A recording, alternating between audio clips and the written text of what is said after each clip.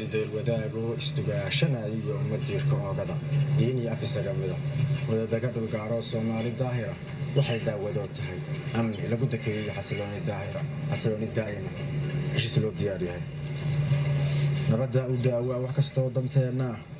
haddii dunya dhaqashii xoola daajintoo tahay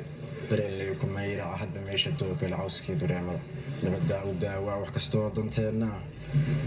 hadday maal la diray iyo badeecada dega iyo hanti daabulkee tahay dakhli baadidoonkii nabadda u daawa wax kastoo danteena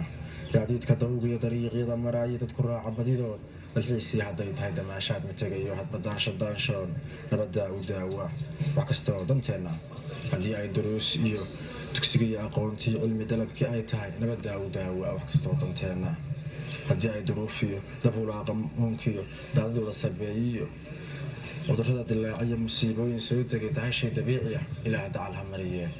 isu diirnaxeeniyo dabaqashada walaalnimo daryeel la isla kaashado nabadda u daawa wax kastoo danteena